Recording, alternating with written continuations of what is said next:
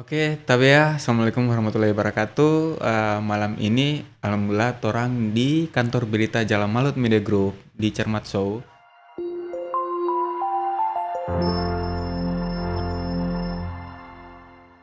Tong kedatangan Om Don Hasman.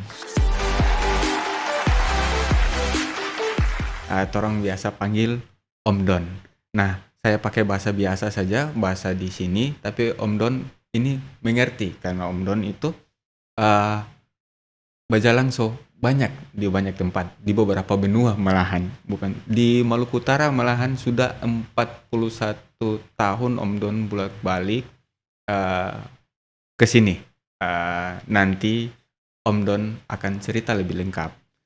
Saya dengan Om Don nanti, Om Don akan lebih banyak bahas tentang rempah karena itu penelitiannya Om Don. Tapi sebelum lebih jauh dari itu, orang akan tanya-tanya tentang latar belakang Om Don, memulainya dari mana. Orang kenal kan Om Don fotografer, orang kenal Om Don biasanya naik gunung. Nah ini orang kesempatan, orang bercerita lepas dengan Om Don. Tapi ya Om Don, syukur dofu so datang di teman-teman di media komunitas ini. Nah Om Don, Faris ingin Om Don berbagi cerita sebelum masuk ke inti tentang rempah. Faris ingin tanya, kapan Om Don punya ketertarikan di dunia fotografer? Di fotografi itu 70 tahun yang lalu. 70 tahun yang lalu. Iya, tahun 51. Nah, Om Don bisa ceritakan bagaimana awalnya? Ya, karena saya sering melihat kakak pertama laki-laki, Herman itu dia sering memotret keluarga kami waktu itu, tahun 51. Dan saya juga merasa heran kenapa sebuah alat itu bisa merekam seolah-olah itu berfungsi menghentikan waktu. Ya, kalau memang sudah direkam itu terdokumentasi. Itu yang membuat saya tertarik dan saya coba menggali atau mencari tahu itu kenapa bisa demikian. Dan ternyata apa yang saya lakukan itu merupakan itu sebuah kilas balik itu yang sekitar lebih dari 2000 tahun yang lalu itu tentang fotografi itu ditemukan itu yang disebutnya itu oleh seorang di Cina namanya Moti. Itu dia masuk ke sebuah gua biasanya gelap gitu. Karena ada lubang kecil itu terproyeksikan itu citra di dinding gua gitu. Dan itu sebelum abad Masehi ya, sekitar 200 tahun sebelum yang Masehi itu. Jadi sudah lebih dari 2000 tahun itu.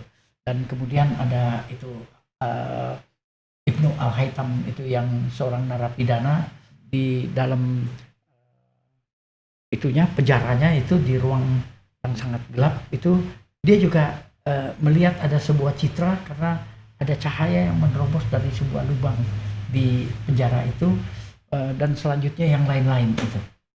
Kalau kamera sendiri itu kan ditemukan itu sekitar akhir abad awal abad ke sekitar 1724 itu foto pertama, tetapi tidak pernah bisa dilihat lagi karena laboratorium atau rumahnya itu terbakar.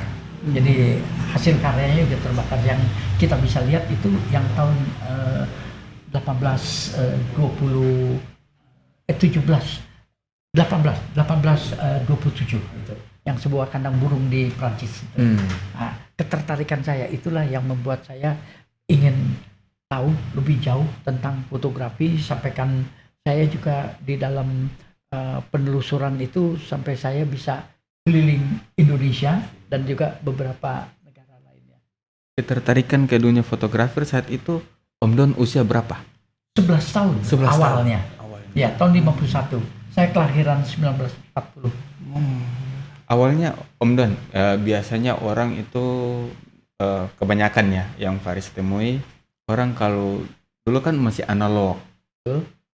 Kadang orang tidak mengupgrade bertahan di analog gitu. Nah, menurut Om Don itu bagaimana? Boleh saja sah, tidak apa-apa, karena itu pilihan. Pilihan gitu. Ya, kalau saya berpikir kita sebagai manusia itu kita tidak akan berhenti pada sebuah periode atau sebuah masa. Kalau menurut saya yang analog itu sudah lewat masanya. Nah, kalau kita coba kilas balik ke transportasi, dulu kan dari jalan kaki, dari sebelumnya itu menggunakan kuda sebagai akibat jalan kaki capek, memanfaatkan media lain untuk mengurangi yang lebih praktis. Kita menggunakan binatang, kemudian kita menggunakan alat angkut yang ditarik oleh binatang juga itu ya, makhluk lain.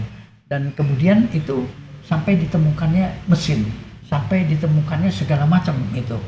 Nah, kalau di balik, kalau fotografi dianggap sebagai alat transportasi itu, bagi mereka yang menggunakan teknologi analog itu, ibarat kata, kenapa masih mempertahankan kita alat transportasinya gerobak?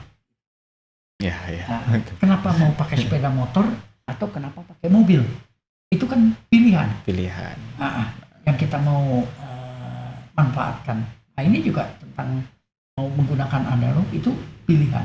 Kalau bagi saya mengikuti perkembangannya.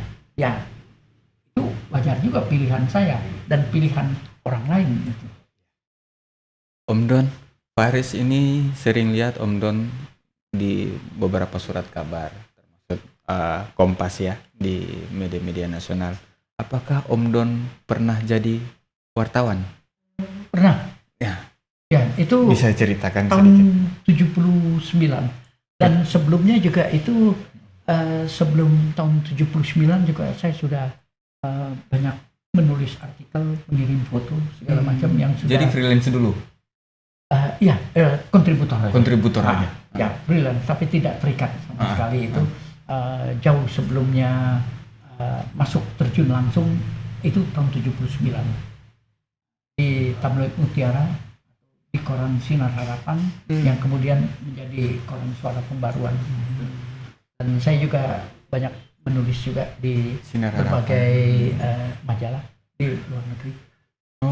Sampai sekarang? Tidak lagi. Ya, sekarang jadi kan menggunakan konsentrasi menulis media buku. sosial saja. Siap Om Don. Nah Om Don, liputan apa selama Om Don masih jadi wartawan, liputan apa yang paling berkesan, yang paling Om Don ingat, yang jadi yang terikat ya, di media yang terikat? Banyak sekali. Tapi yang paling Om Don. Yang paling itu adalah bagaimana kalau Anda bisa menghasilkan sebuah liputan atau reportase, sebuah peristiwa itu yang tidak ada wartawan lain yang dapat.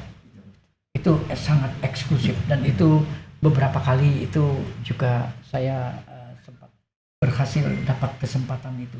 Ingat, di dalam jurnalistik itu, di dalam liputan maupun di dalam fotografi atau pemotretan itu tidak ada kata faktor keberuntungan atau faktor mujur, tidak ada. Semua yang dilakukan atau yang dihasilkan, yang diperoleh itu hasil kerja keras. Gitu. Kalau ada orang mengatakan itu akibat keberuntungan, itu tidak benar. Kalau kebetulan, ya ada. Kebetulan saya ada di situ, terjadi peristiwa itu. Saya yang secara eksklusif itu mampu melakukan liputan itu, laporan itu, itu benar. Kebetulan. Kalau faktor mujur, tidak ada. Tidak ada faktor mujur. Om Don kan dikenal juga banyak mendokumentasikan hampir di beberapa benua. Selama hidup Om Don, berapa banyak file foto yang Om Don simpan? Waduh, Kalau file foto yang analog aja yang menggunakan film itu atau film sign camera itu lebih dari 1,5 juta saya rasa. Itu baru yang analog. Analog. Kalau yang yang digital itu mungkin bisa 2 kalinya itu dalam waktu kurang dari 20 tahun. Saya mulai beralih ke digital itu tahun 2003. Baru ya Om Don? Baru, iya, baru 18 tahun. Baru 18 tahun? Iya, tapi kan kalau yang sekarang itu sangat cepat gitu. Apakah semua foto itu selamat? Bagian besar. Sebagian besar? Iya, kira-kira 90%. Dan baru saja saya kan sekitar 300 ribuan itu kepada Perpustakaan Nasional. Perpustakaan Nasional. Satu mobil box. Satu mobil box. Ya, masih ada lagi kira-kira setengah lagi. Om Don serahkan cuma-cuma? Serahkan, saya hibahkan. Hibahkan? Ya. Ya. Itu apa yang terpenting di dalam dokumentasi Om Don?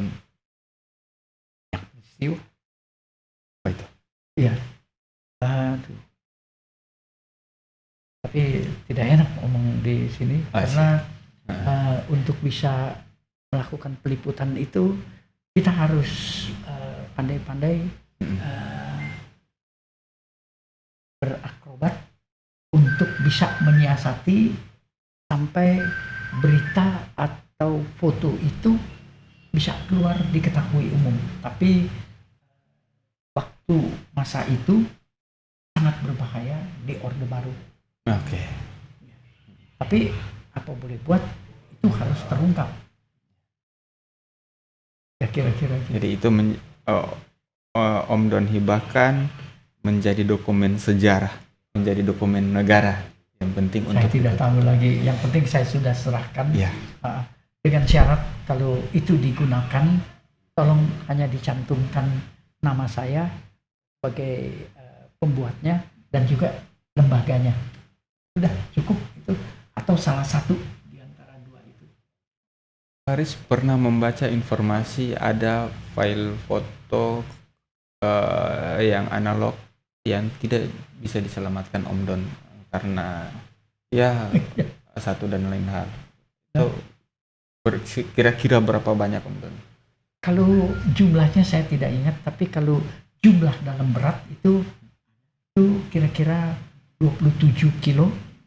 Dan ada lagi baru ketahuan lagi itu ada 3 kilo lagi, jadi kira-kira ada 30 kilo. 30 kilogram. Kenapa? Rusak. Rusak karena cuaca. Ya, karena tidak tertangani dengan baik gitu. Apa mau dikata? Ya sudah terjadi, yang penting yang masih baik itu terselamatkan. Karena itu memang dokumen.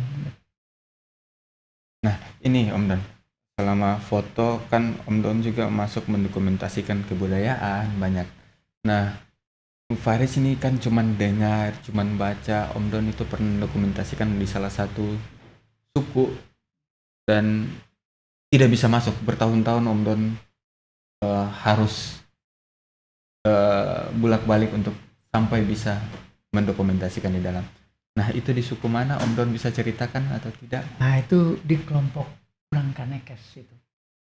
Kanekes artinya kalau di dalam bahasa yang umum itu bahasa Baduy itu di Baduy, kelompok orang Baduy di Banten Selatan itu. Banten Selatan. Ya, tapi penamaannya sendiri tentang namanya Baduy itu, orang Baduy sendiri itu tidak tahu kenapa mereka itu dinamakan Baduy. Kelompok orang Baduy. Orang Baduy sendiri tidak tahu. Yaitu saya pernah ribut bertengkar itu di Amsterdam, dari semua tingkat yang terendah itu doktor. Itu saya bilang kekeliruan besar, kesalahan besar yang dilakukan oleh peneliti bangsa Belanda, bahwa mereka kurang teliti memberikan nama kepada orang Baduy karena ketidakcukupan waktu mereka ingin cepat dan mengunggahnya itu kalau sekarang itu ke umum gitu. Padahal orang itu tidak pernah tahu kenapa dia dipanggil Baduy itu. Ya. Yang disebut Baduy dalam, Baduy luar itu sebenarnya bukan dari mereka. Bukan, kalau yang itu kelompoknya itu kalau disebut kelompok Baduy itu bukan. Yang benar adalah kelompok orang Kanekes. Ya, itu secara keseluruhan kelompoknya. Secara keseluruhan, mau di dalam maupun di luar tetap. Betul. Itu nanti terbagi lagi, Baduy dalam, Baduy luar. Atau yang sebutnya, yang tepatnya itu urang tangtu yang Baduy dalam, kalau yang di luar urang panamping. Urang Pihak tangtu, Belanda, urang panamping, ya, yang luar urang panamping. Betul. Itu pihak Belanda itu tidak cukup waktu peneliti pertamanya, tetapi sebelum mereka kembalikan mengcounter saya punya pernyataan itu, saya sudah memberitahu bahwa memang sesuai kaidah-kaidah antropologis itu bahwa penamaan sebuah kelompok itu sah kalau memang menggunakan nama setempat, toponimi gitu. Ada nama setempat itu terkandung atau terucap melekat pada mereka. Memang karena itu ada sebatang mata air atau jadi sungai kecil itu namanya Cibaduy, atau ada sebuah bukit disebutnya Gunung Baduy. Oh, jadi itu penyebutan tempatan. Iya. Jadi sah penyebutan. Sah secara akademik. Secara akademik sudah sah bisa menyebutkan. Sah. Karena menyebut itu walaupun sebenarnya tidak tepat. Kurang tepat. Karena pikirannya orangnya sendiri itu tidak mengerti kenapa dia dipanggil itu. Ya karena orang Belanda itu, peneliti Belanda itu kurang cermat, kurang cukup waktu. Ya itu urusan mereka. Itu sama dengan yang saya dapati juga Om Don di sini. Nah, yang orang sebut tugutil. Itu kalau itu kan pengaman dari luar semua. Tapi entah itu apakah dari peneliti Belanda ataukah peneliti di sini. Tapi Faris masih harus baca lagi referensi penyebutan itu berasal dari mana. Nah, yang Faris temui itu kata tugutil ada istilahnya otau gutili. Ada penyebutan itu juga, tapi itu artinya rumah obat. Hampir sama penyebutan tempat. Rumah obat itu salah satu tempat yang tidak satu tempat mereka mendiami. Itu jadi pisah hutan. Mungkin di tempat itu banyak tumbuh-tumbuhan sebagai pusatnya obat-obatan. Betul. Secara alami. Betul. Obat-obatan yang mereka ada obat-obatan yang disakralkan dan tidak bisa orang lain tahu. Gitu. Ya, lumayan. Nah, selain di dua kelompok tadi, berapa lama itu Om Don sampai bisa masuk? Belum dapat nih, belum.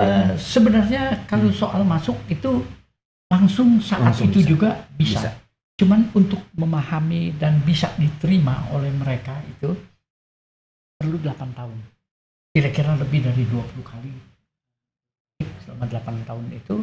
Tapi kalau penelitiannya sendiri sampai hari ini itu saya sudah 46 tahun. Kira-kira lebih dari 600 kali saya datang ke sana. Sampai selama 46 tahun itu saya sudah melihat itu 3 generasi. Katanya Om Don tidak bisa mempublikasikan foto mereka. Ya, karena itu memang sudah perjanjian adat. Sudah ada, dia punya peraturan adat. Ya. Peraturan adat yang sudah berlaku baku untuk semua orang. Bahwa apa yang ada di kawasan Baduy Dalam itu tidak boleh untuk direkam. Ya, baik suara maupun gambar. Tapi ada satu saat itu sekitar tahun 2000 2003 itu, 2013 itu coba di sketsa itu hanya berlaku, diperbolehkan 8 tahun untuk dibuat sketsanya mereka. Setelah diteliti oleh mereka, dipahami akurasinya terlalu tinggi, itu dilarang gitu. Nah, kalau yang peraturan yang berlaku adalah tidak boleh merekam, tapi mensketsa itu dianggapnya itu merekam juga. Ya, kita harus hormati peraturan adatnya mereka. Karena kita datang ke sebuah tempat, ke rumah orang, ya kita harus bisa memahami aturan setempat, aturan rumah itu. Jadi sampai sekarang nggak bisa. Tapi Om Don rekam itu tidak dilarang. Tidak boleh. Oh, Tetap tidak boleh. Tidak boleh. Karena berlaku umum gitu, di sana. Tapi ada juga pihak-pihak yang tanpa sadar itu dia publikasikan, itu ibarat kata kalau menurut saya istilahnya bunuh diri. Karena itu urusannya bisa ke pengadilan gitu. Karena itu sudah tertuang di dalam berbagai pasal dan ayatnya yang sudah dipasang di pintu masuk. Jadi kalau sudah diketahui maupun tidak diketahui oleh orang itu, selama peraturan itu sudah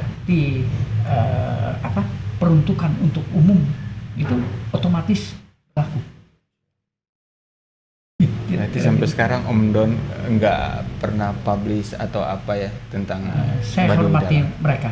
Kecuali itu saya gunakan untuk ilmu pengetahuan. Dan itu di kalangan terbatas. Gitu. Dan sudah dipesan untuk tidak disebarluaskan. Kalau mereka ingin sebarluaskan sendiri, itu yaitu tanggung jawabnya. Karena saya sudah beritahu untuk tidak dilepas pada pihak lain dan untuk dipublikasikan ke umum. Om Don sudah beritahu ke orang Baduy. Oh ya, semua yang tentang saya bagi itu sudah saya jelaskan. Hanya cukup untuk diskusi di kalangan terbatas para ilmuwan saja atau pemerhati budaya. Om Don sudah berapa tempat yang Om Don kunjungi? Berapa benua? Benua 5. 5 benua. Ya. Sekarang Om Don udah menulis berapa buku? Kira-kira mungkin 13, 14 gitu. Ada yang buku yang sekarang lagi digarap Om Don?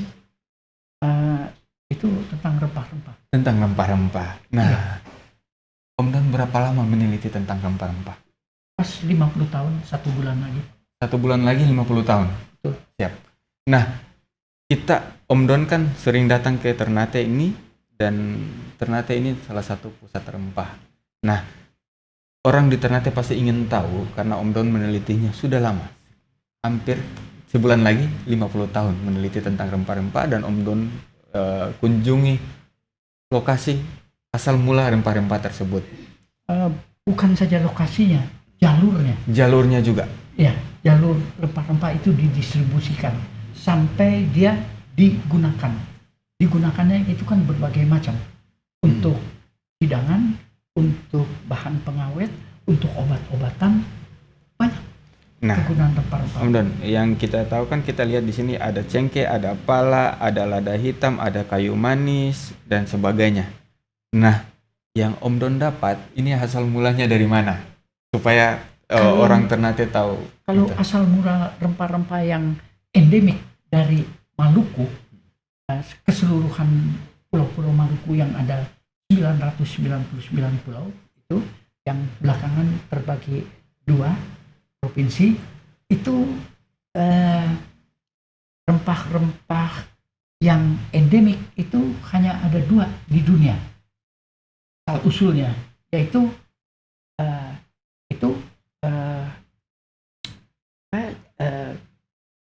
pala, cengkeh, yang disebutnya gumuda, gamude, Gamude. Gamude. Bahasa lokalnya atau? Bahasa lokalnya. Itu. Aduh, lupa Cengkeh.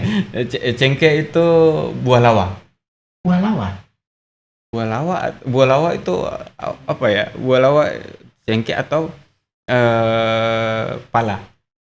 Pala, Mm-mm. pala gosora itu. Gosora.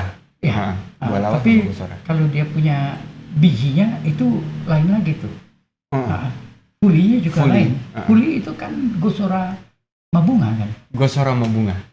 Kalau dia punya itunya gosora apa ya itu bijinya itu yang sangat diminati oleh berbagai bangsa di dunia. Itu sudah sekitar lebih dari 7.000 itu pasti. Yang endemik di sini cuma 2 ya? Dua, Lalu kayu manis Pala. berasalnya? kayu manis itu dari Sri Lanka asal usulnya. Kalau lada atau lada hitam itu lada putih atau lada hitam itu prosesnya itu. Oke. Tapi asal usul dia Lada, punya tanamannya dari India Selatan. India Selatan. Kerala.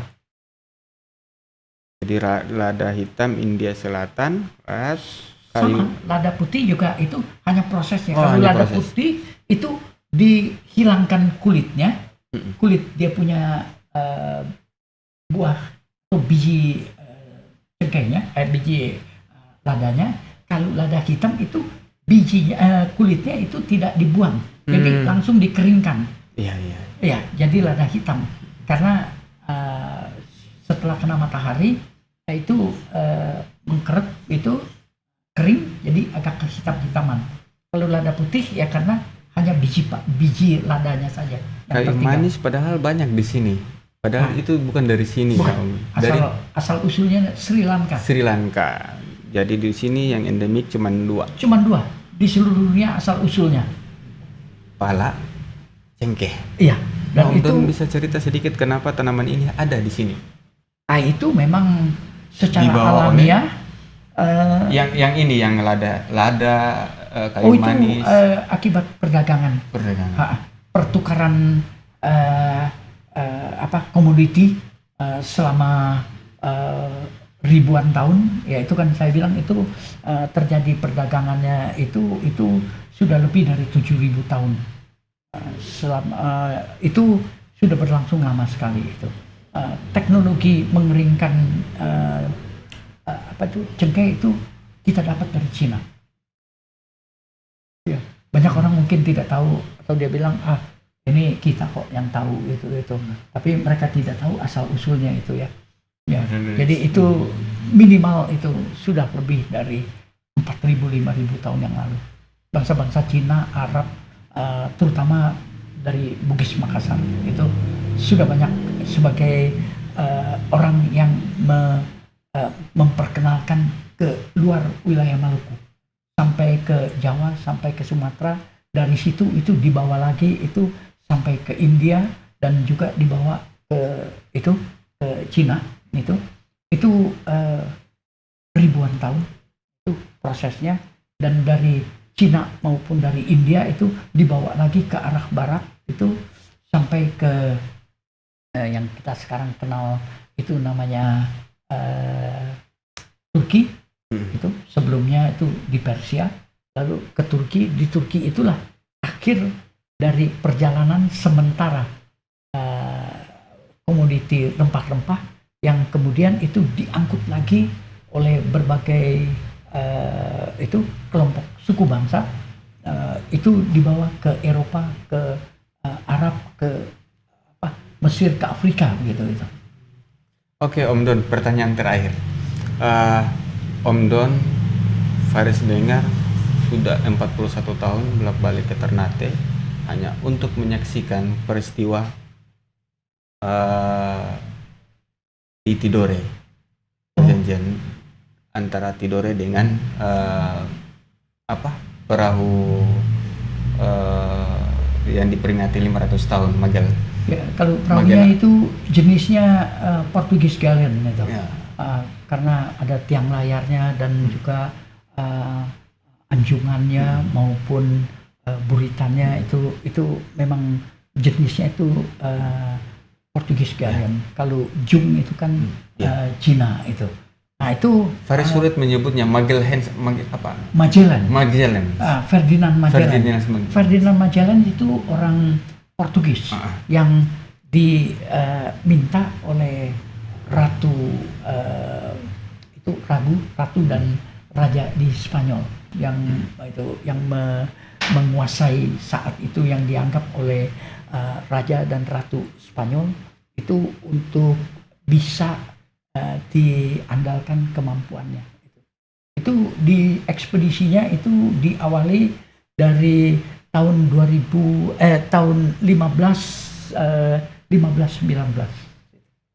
1518 atau 1519.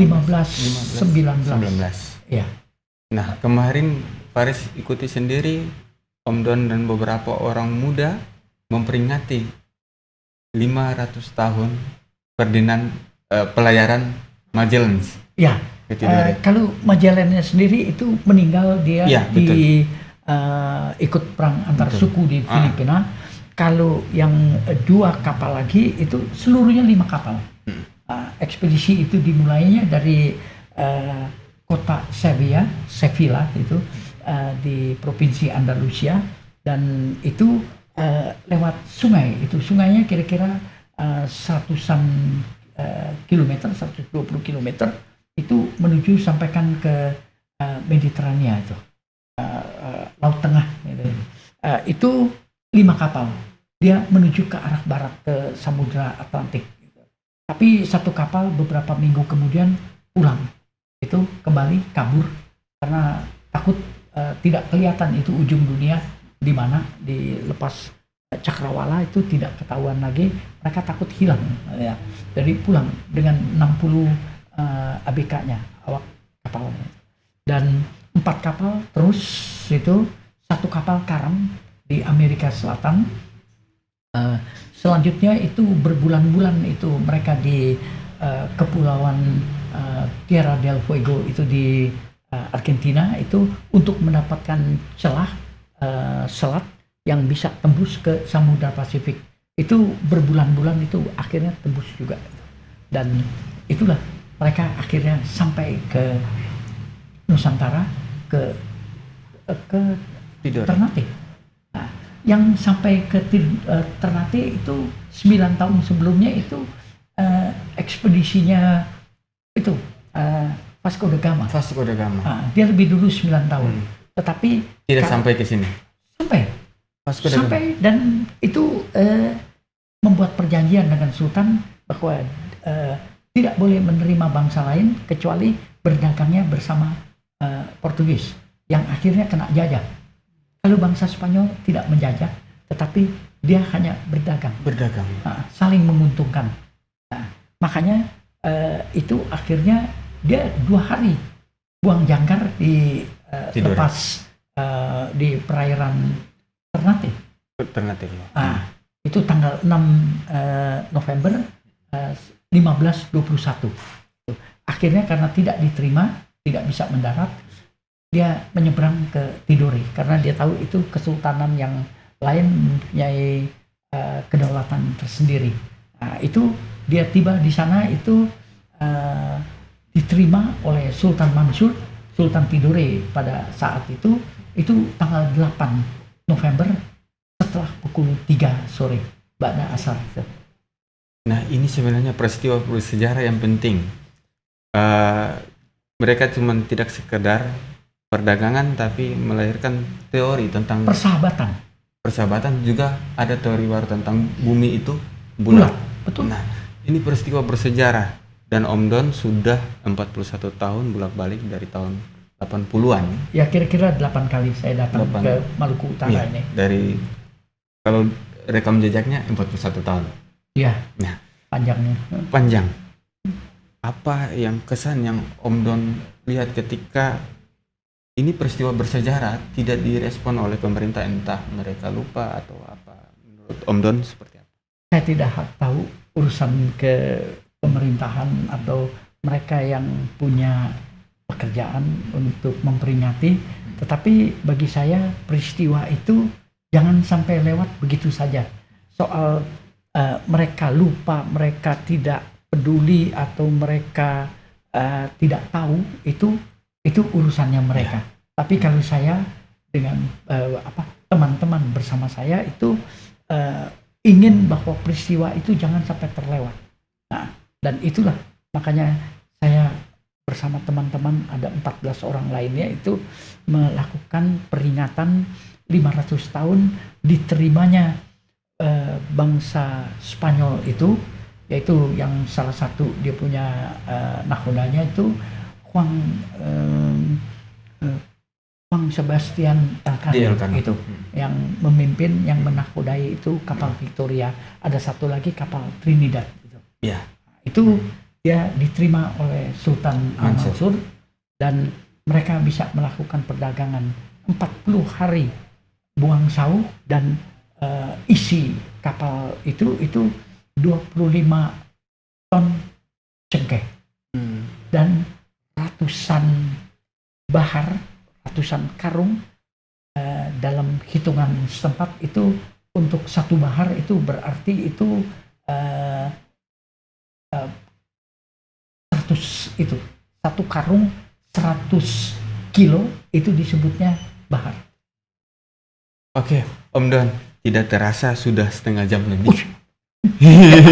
Padahal kayak banyak hal yang harus kita diskusikan, tapi tidak terasa ini sudah setengah jam lebih, Om Don.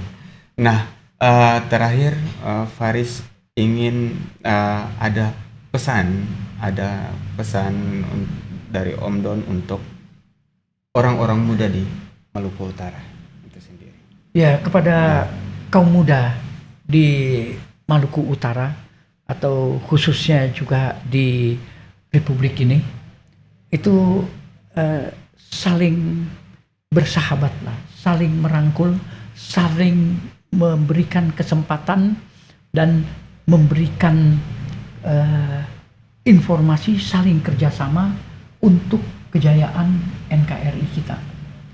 Karena dari kalian merupakan tongkat estafet untuk generasi berikut Republik ini.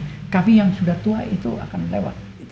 Masa kami sudah hampir habis dan itu harus tergantikan, dan saya berharap yang penggantinya ini lebih baik lagi dari yang kami yang sudah selesai masa tugas-tugasnya itu harus bisa diambil alih dengan tujuan yang sangat mulia dan bekerja sama dengan sesama anak bangsa, dan itulah kebahagiaan kalau saya bisa melihat kalian itu bisa bekerja sama. Syukur dofu Om Don, tapi ya itu tadi saya dengan Om Don terasa-rasa setengah jam lebih. Terima kasih Om Don, semoga diberikan umur panjang. Om Don masih beberapa ada karya yang Om Don harus menyelesaikannya gitu. Dan terima kasih Om Don, setiap datang ke kota Ternate, ke Maluku Utara, itu siapa saja anak muda yang panggil Om Don untuk berbagi ilmu, Om Don selalu hadir. Ketika Om Don punya waktu luang, ketika Om Don sehat-sehat, pasti Om Don akan hadir. Itu satu poin penting yang kami di sini merasa bersyukur. Kami di sini sebagai orang muda merasa Om Don itu walaupun sibuk di mana tempat selalu bisa meluangkan waktu dengan kami. Terima kasih Om Don, sehat selalu. Amin. Faris masih ingin lihat karya-karya Om Don lagi. Tapi ya, Assalamualaikum warahmatullahi wabarakatuh. Waalaikumsalam warahmatullahi wabarakatuh.